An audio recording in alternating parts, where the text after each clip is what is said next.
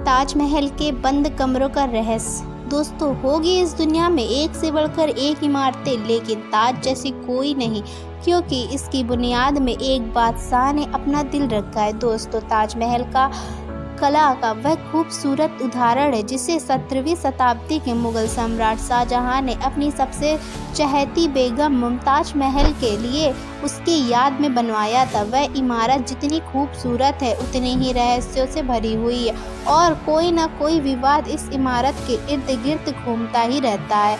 और सबसे बड़ा रहस्य ताजमहल के 22 बंद कमरों का राज है। आखिर वो कमरे क्यों बंद हैं? ये कमरे, क्या इनमें हिंदू देवी देवताओं की मूर्तियाँ छिपी हुई हैं, या क्या सच में ताजमहल शिव मंदिरों को तोड़कर बना है? और सबसे बड़ी बात दोस्तों, क्या आपको पता है कि बिना सीमेंट के ताजमहल कैसे बनाया गया, जबकि आज तो बड़ी बड़ी बिल्डिंग्स और पुल वगैरह सीमेंट से ही बनते हैं और 100-10,000 साल तक खड़े भी रहते हैं। लेकिन ताजमहल तो बिना सीमेंट के बनाया गया है, तो फिर कैसे वह करीब 350 सालों से इतनी मजबूती से खड़ा है? फिर चाहे कितना ही बड़ा भूकंप आ जाए, चाहे कोई भी नेचुरल डिजास्टर हो जाए, ताजमहल वहीं का वहीं खड़ा है। आखिर कैसे? और क्या आपको पता है कि उस समय ताजमहल कितने रुपए में बनाया गया होगा, और क्यों ताजमहल में आज तक कोई लाइट्स नहीं लगाई गई है? तो दोस्तों, आज का वीडियो पूरा देखना जरूर, क्योंकि इस वीडियो में आप ताजमहल के 22 ऐसे रहस्यों के बारे में जानोगे जो शायद ही पहले आपने कभी सुना होगा।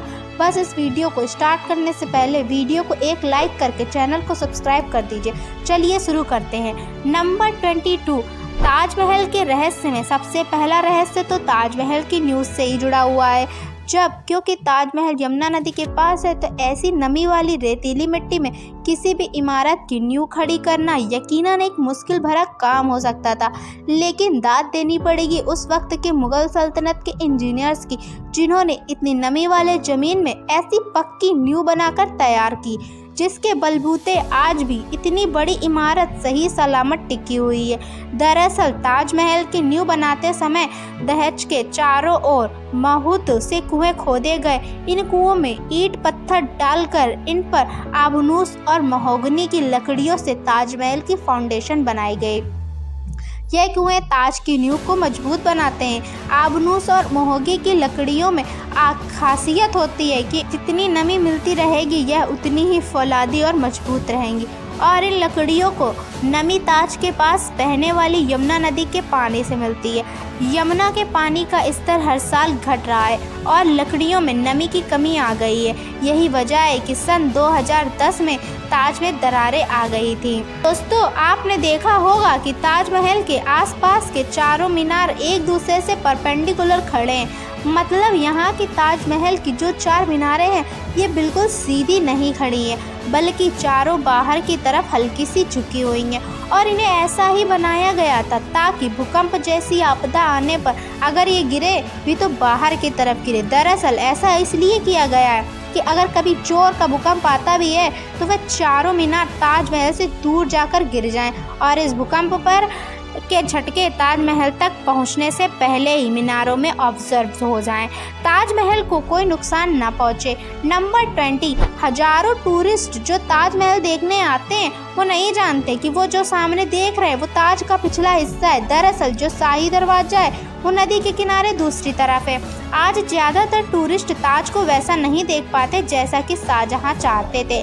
मुगल काल में ताज तक पहुंचने के लिए नदी ही एक मुख्य रास्ता थी, और यह एक तरह का हाईवे था। बादशाह और उनके मेहमान नाव में बैठकर यहाँ आते थे। नदी के किनारे एक चबूतरा हुआ करता था। नदी बढ़ती गई और वह बहुत पहले ही नष्ट हो गया। बादशाह और उनके मेहमान उसी चबूतरे से ताज आया करते थे। नंबर 19, दोस्तों, यह कहा जाता है कि शाहजहां ने ताजमहल बनाने वाले वर्कर्स के हाथ कटवा दिए थे, लेकिन यह बात एक अफवाह जैसी लगती है, क्योंकि इस बात का कोई प्रमाण मौजूद ही नहीं है।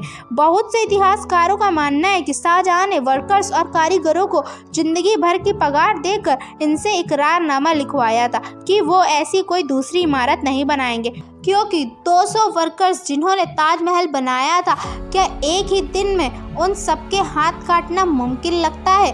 क्या सबको एक एक करके बुलाया गया कि आओ यह इतने मजदूर के हाथ काटेंगे और उस दिन इतने मजदूर के हाथ काटेंगे? अगर ऐसा होता तो जैसे ही हाथ काटने शुरू होते तो बहुत से मजदूर भाग खड़े होते। हिस्टोरिकल देखा जाए तो इस चीज का जीरो एविडेंस है। नंबर 18, कुतुब मीनार भारत की सबसे पहली ऊंची मीनार है। शायद आपको जानकर हैरानी होगी कि ताजमहल की ऊंचाई कुतुब मीनार से भी ज्यादा है। ताजमहल 73 मीटर ऊंचा है, जबकि कुतुब मीनार की ऊंचाई 72.5 मीटर है। नंबर 17, ताजमहल के साथ में उसके 22 कमरों का रहस्य भी जुड़ा हुआ है, जिसके बारे में लोगों का कहना है कि उन 22 कमरों में हिंदू देवी देवताओं की मूर्तियां बंद है। दरअसल दोस्तों, जब ये अफवाह ज़्यादा फैलने लगी और कुछ मीडिया वालों ने सोशल मीडिया पर डिबेट को ज़बरदस्ती जारी रखा, जिसके चलते ASI के सोर्सेज ने इंडियन एक्सप्रेस को बता दिया कि जो 22 रूम्स है असल में ये रूम्स नहीं है, बल्कि यह एक लंबा सा कॉरिडोर है जिस पर दरवाजे लगाए गए हैं। और ऐसा भी नहीं है कि इन बंद कमरों को सदियों से खोला न गया हो। SI के स्टाफ के अकॉर्डिंग हर 1-2 से हफ्ते में इन बंद दरवाजों को खोलकर अंदर की सफाई की जाती है। इन सब के बावजूद प्रोपेगेंडा थमने का नाम ही नहीं ले रहा था, जिसके बाद आर्कियोलॉजिकल सर्वे ऑफ इंडिया ने इन बंद कमरों के अंदर की फोटोज पब्लिकली दिखाई दी। ये देख लो, इन कमरों के अंदर का नज़ारा कुछ ऐसा दिखता है। आगरा के चीफ आके पटेल ने इंडिया टुडे को बताया कि यह पिक्चर्स अब SI की वेबसाइट पर लाइव आपको मिल जाएंगी और कोई भी इन पिक्चर्स को देख सकता है। उनके वेबसाइट में जाकर देखिए। नंबर 16, दोस्तों, बिना सीमेंट के आखिर इतना बड़ा मॉन्यूमेंट खड़ा कैसे हो गया? जबकि सीमेंट का आविष्कार 1824 में एबदन नाम के एक इंटेलिजेंट इंसान ने किया था, जो कि इंग्लैंड में रहते थे, और इन्होंने ही दुनिया का सबसे पहला सीमेंट कंपनी बनाया था, जिसका नाम था पोर्टलैंड सीमेंट। और ताजमहल का कंस्ट्रक्शन 1631 में शुरू हुआ था और 1648 में जाकर पूरा भी हो गया था, लेकिन बिना सीमेंट के ही ये खड़ा हो चुका था, जिससे आज तक एक भी खरोंच नहीं आई। दरअसल सीमेंट के इन्वेंशन से पहले कंस्ट्रक्शन के लिए खास तरह का पेस्ट इस्तेमाल किया जाता था। ताजमहल को बनाने में जो सीक्रेट पेस्ट का इस्तेमाल होता था, उसमें गुड़, बतासा, बेलगी का पानी जैसी और भी बहुत सारी चीज़ों को डालकर पेस्ट बनाया जाता था। नंबर 15, ताजमहल का निर्माण 1631 में शुरू हुआ था और 1633 में लगभग 22 साल तक चला। मजदूरों की खड़ी मेहनत के बाद इस खूबसूरत नायाब इमारत को तराश कर बनाया गया था। ताजमहल की इमारत के लिए हर चीज़ को हीरे की तरह परख कर चुना गया था। ताजमहल की दीवारों पर जो नक्काशी है, इसकी तकनीक इटली के कारीगरों से सीखी गई थी। उज़्बेकिस्तान के बुखारा से संगमरमर को तराशने वाले कारीगर बुलाए गए थे। ईरान से संगमरमर पर कैलीग्राफी करने वाले कारीगर आए थे और पत्थरों को तराशने के लिए बलूचिस्तान से कारीगरों को बुलाया गया था। नंबर 14, 1857 की क्रांति के दौरान अंग्रेजों ने ताजमहल को काफ़ी नुकसान पहुंचाया था। उन्होंने लेपिस लेजली जैसी कई बेशकीमती रत्नों को ताजमहल की दीवारों से खुद करार निकाल लिया था। नंबर 13, दोस्तों, ताजमहल के मुख्य गुंबद का जो कल किसी ज़माने में वह सोने का हुआ करता था, लेकिन 19वीं शताब्दी की शुरुआत में सोने के कलश को बदलकर कांसे का कलश लगा दिया गया था। नंबर 12, दावे के साथ नहीं कहा जा सकता था कि ताजमहल को किसने डिजाइन किया था, लेकिन यह कहा जा सकता है कि 37 लोगों की एक टीम ने मिलकर ताजमहल का नक्शा तैयार किया था और यह इस वास्तुकार दुनिया के दूर दूर कोने से बुलाए गए थे। नंबर 11, 1653 में जब ताज बनकर तैयार हुआ, उस समय उसके निर्माण की कीमत करोड़ों में बताई गई थी। उसी हिसाब से अगर आज ताज बनवाया जाए तो इसे बनाने में कम से कम 57 अरब 60 करोड़ रुपए लगेंगे। नंबर 10, दोस्तों, आज तक ताजमहल को जितना दूर से देखते हैं यह हमें उतना ही बड़ा दिखाई देता है, लेकिन जैसे जैसे हम इसके करीब जाते हैं यह इमारत छोटी होती जाती है और ताजमहल दिन में 4 बार रंग बदलता है। जैसे अगर आप इसे सुबह 4 बजे देखेंगे तो यह काला दिखेगा, सुबह तारों की रोशनी में यह गुलाबी दिखेगा, दिन में इसका रंग दूधिया हो जाएगा और पूनम की रात को ताजमहल सुनहरा दिखाई देता है, लेकिन इसका रहस्य आज तक कोई पता नहीं लगा पाया है। नंबर 9, ताजमहल में खुफिया दरवाजा भी है जो यमुना नदी में खुलता है, लेकिन किसी को इसका पता नहीं है। दरअसल इस दरवाजे का इस्तेमाल शाहजहां अपने महल से ताजमहल में जाने के लिए करते थे, जैसे उनकी मौत के बाद यह बंद कर दिया गया था। नंबर 8, ताजमहल को बनाने के लिए सफ़ेद संगमरमर राजस्थान के मकराना से लाए थे, जेट ऑफ क्रिस्टल चाइना से मंगाए गए थे, लपस लेजली अफगानिस्तान से आया था और कार्नेलियन अरब से आया था। कुछ मिलाकर ऐसे ही 28 किस्म के बेशकीमती रत्नों को दुनिया भर के अलग अलग देशों से मंगवाकर सफ़ेद संगमरमर में जड़ा गया था। इन सब चीज़ों को विदेश से आगरा लाने के लिए 1000 से भी ज़्यादा हाथे इस्तेमाल किए गए थे। नंबर 7, ताजमहल को वास्तव में शाहजहां ने बनवाया था। इसके पीछे भी काफ़ी सारी थ्योरी बताई जाती है, जैसे कि कुछ लोगों का मानना है कि ताजमहल वास्तव में एक शिव मंदिर हुआ करता था जिसका नाम तेजो महालय था। दरअसल दोस्तों 1989 में एक भारतीय लेखक पीएन ओक ने एक किताब लिखी थी जिसका नाम था ताजमहल द ट्रू स्टोरी। इस किताब में उन्होंने कई तर्कों के साथ यह दावा किया कि ताजमहल मकबरा बनने से पहले एक शिव मंदिर था और इसका नाम तेजो महालय था। सन 2000 में पीएन ओक ने बताया कि ताज की साइट खोदने के लिए सुप्रीम कोर्ट को अर्जी दी थी, जिसे सुप्रीम कोर्ट ने रद्द कर दिया था। आर्कियोलॉजिकल सर्वे ऑफ इंडिया के मुताबिक ताजमहल कभी एक शिव मंदिर था, इस बात का कोई सबूत नहीं है, बल्कि शाहजहां ने ताज को बनवाया था। इसके सबूत इतिहास के पन्नों में मिलते हैं। नंबर 6, कई देशों में ताजमहल की नकल पर बनी इमारतें मौजूद है, जैसे चीन, बांग्लादेश, कोलंबिया, और ऐसी ही एक और इमारत भारत में भी मौजूद है जिसका नाम बीबी का मकबरा। यह इमारत महाराष्ट्र के औरंगाबाद में और इसे मुगल बादशाह आजम शाह ने अपनी दिलरस बानो बेगम की याद में बनवाया था। 17वीं शताब्दी के आखिरी में बनवाया गया था। इसे ताजमहल की तर्ज पर बनवाया गया। इस मकबरे का गुंबद ताजमहल की गुंबद से छोटा है और इसका सिर्फ गुंबद ही संगमरमर का है, बाकी निर्माण प्लास्टर से किया गया है। नंबर 5, एक कहानी के फेमस है।